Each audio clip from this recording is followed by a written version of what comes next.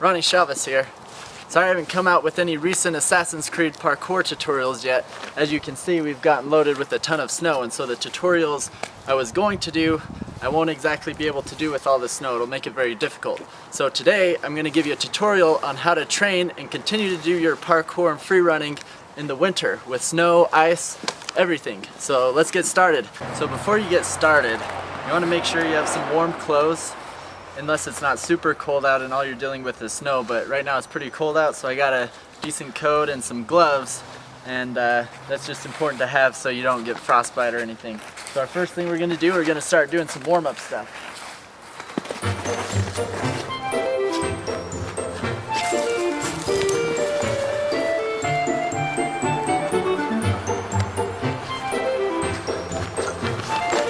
You get snow in your shoes or gloves. It's not very comfortable, but just deal with it.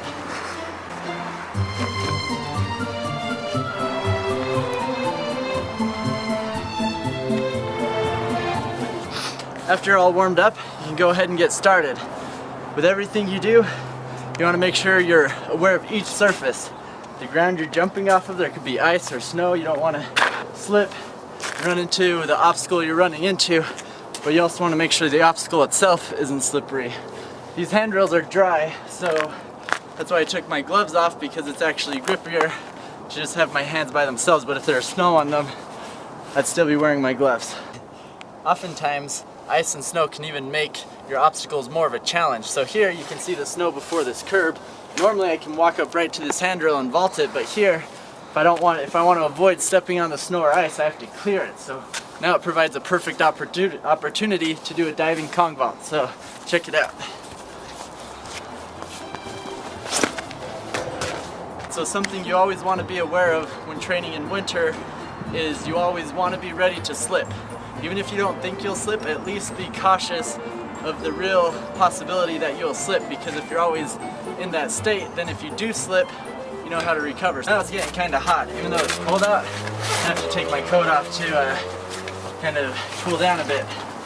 So a lot of people like to also incorporate flips in their training, and that can also be done in winter situations, so I'm going to show you how you can do that. Same thing, you want to always be aware of how slippery the ground is from where you're jumping off of and where you're landing. Those are the two most important things. So here's a basic rail right here that I'm going to do a side flip over.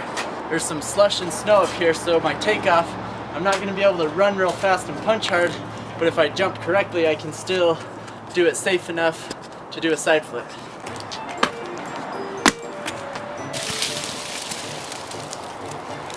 So in one of my last videos, you see me actually doing this jump right here where I'm standing on this handrail. I jump across with both feet, precision on top, but both feet slip off like this, and so I end up in a sitting position right here and end up flipping upside down. It's a pretty classic moment. I myself was laughing after it, barely missed my head right here, and it was all because I slipped. When working with handrails or anything you can slip on, you want to make sure that whether your feet are wet or dry, you just want to always be aware of what your feet are like on the surface. So if it's going to be slippery, you know not to just full on hit it with all your momentum, because then your feet will go like that. And so if I'm hopping up onto a rail, you want to be a lot lighter on your feet so there's less chance of slipping, and if you do slip, you're at least ready to hop off. So as I jump up, I just make sure I have control of my movement, and I can go ahead and walk down the rail. But I probably won't do this jump with wet shoes in the snow, because I saw what happened last time, and I'm not about to go through that again. Sometimes you get thirsty while training and you forgot your water bottle, so that's where you use the snow. It provides a source of water for you because it melts in your mouth, turns into water. Let's go. Alright, so here we have a basic cat leap from a handrail to a ledge with another handrail. If I'm lucky, I can get my feet to land on this ledge here. Even though there's ice on it, if I hit it at the right angle, I won't slip. I'll just be able to stick, hop over. But oftentimes cat leaps aren't always like that. Sometimes you have to hit the wall. If your shoes are wet or slippery, you have to be ready to expect your feet to slip and be able to hold it. This wall is actually pretty grippy, so only if my shoes were caked with snow or ice, I wouldn't have to worry about slipping, even if they were wet. But in some cases, you want to always be ready to slip, so you don't want to be leaning too far forward into the cat leap, because if your feet slip, you're going to face plant. you want to be leaning back just enough where you'll be able to reach your object as you come into it, but if you slip, you're at least coming down into it and not your head forward into it. So, as a demonstration, I'll do the cat leap to the wall and then the ledge.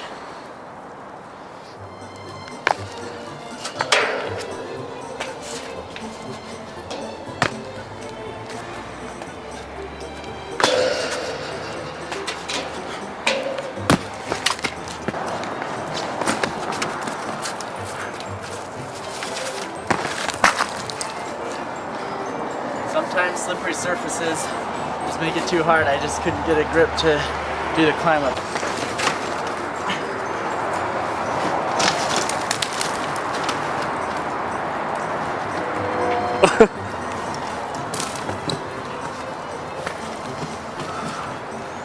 Did it! Snow's kind of thick, and that's what made it hard, is my arms wanted to keep slipping off. But you gotta overcome every obstacle.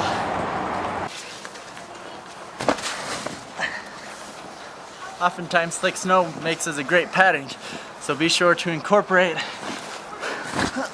Oh, that hurt. Just kidding.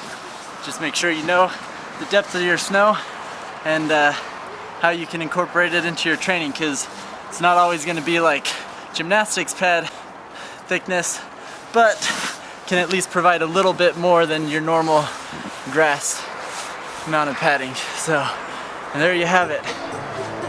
Parkour training in the winter with a few free running tricks. So have fun training.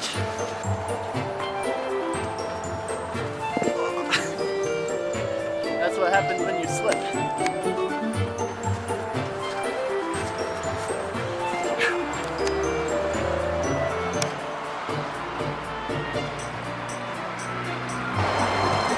Is this heaven? I think this might be heaven. Fluffy clouds jump around.